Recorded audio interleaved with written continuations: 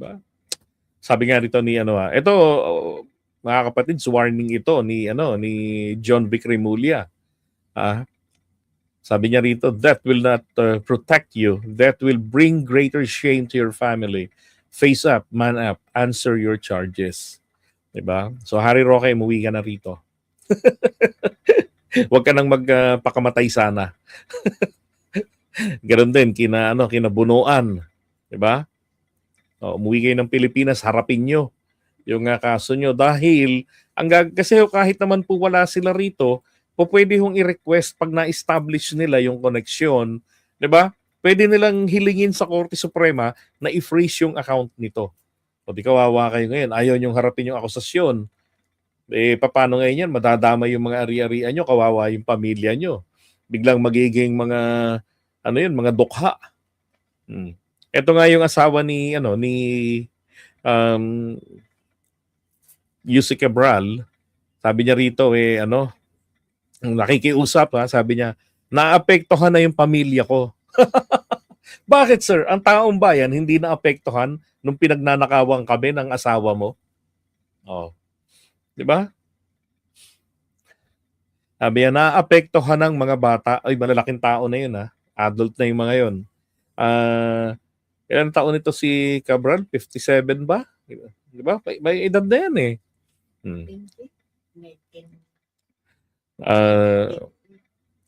Sobra na yung minsan nakakasira, hindi na nakakaano Ano nakakaano? Nakita naman natin kung sino yung mga nakinabang. Well, so far, isa sa kinonfirm ng asawa niya is the 51 billion na pera na napunta kay Pulong sa kanyang distrito. Hindi naman, 'di ba? Hindi naman ito cash na binigay sa kanyang distrito para sa mga proyekto ng flood control. So si Cabral lang naman ang nagkumpirma noon na totoo nga existence noon. Totoo yung allocation noon.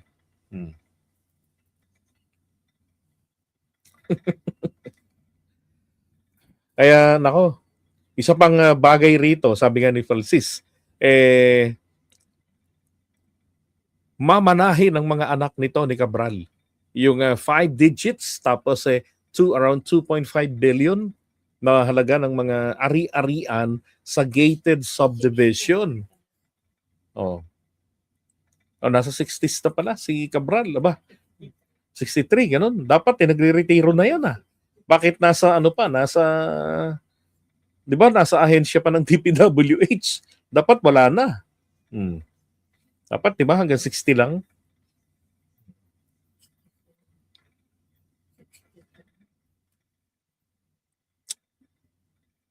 So hindi po pwede yung pakiusap na hindi sir, madadamay at madadamay talaga kayo. Sabi nga rin ng kay Boying yun, sabi niya, pinag-aaralan na rin na yung mga ari-arian nito ni Cabral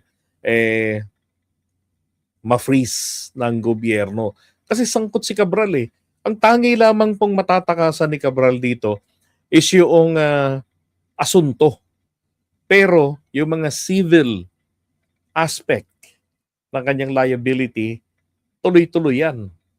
At kung mapapatunayan yan sa korte na talagang hindi po tugma yung kanyang mga naipundar na ari-arian, 65 pala, na hindi tugma sa kanyang sweldo at sa asawa niya at sa mga anak niya na babago pa lang naman nagtatrabaho, lahat po yun. Lahat yun na hindi nila mapapatunayan, hindi nila mapuprove sa gobyerno na yun ay talagang pinaghirapan, kakabigin ng gobyerno yan. Ganun ang mangyayari dyan. Tama lang naman po yun, di ba? Now, dapat dito, ang ginawa nito ni Manong, kinausap niya yung asawa niya noong mga panahong nagnanakaw ito. Di ba ho? Tama? Kinausap niya na huwag kang magnanakaw sa gobyerno. Kahit na maliit ang sweldo, at least makakatulog ka ng maayos dahil pag nahuli ka dyan, hindi mo alam kung kailan, di ba? Baka hindi mo kayanin ang consequences dahil pati mga anak natin madadamay.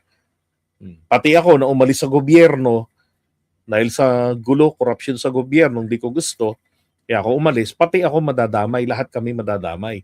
Dapat kinausap niya ng ganun Hmm. 'Di ba? Pinatigil niya.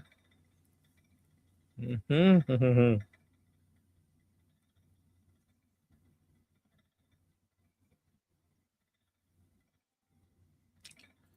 Ano 'yun, ngayon yung pagtanggol or paano kayo pinaikot ni Dutertes. We want accountability. Kahit si pagtanggol niyo ba si RM or pauto kayo sa Duterte lang, yan.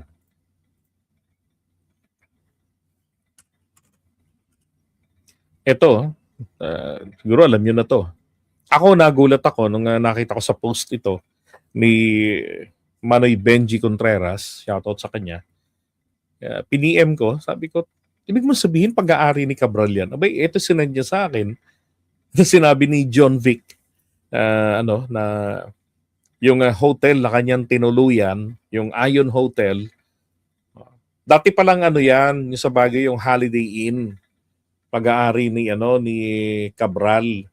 Tapos ginawang Ion Hotel. Di ko lang alam kung kailan naging Ion Hotel. So, at ibinenta na nga po nitong 2025 lamang kay Eric Yap. Gano'n ba kalaki? Hindi naman mga business tycoon tong mga to. 'Di ba? Party list representative.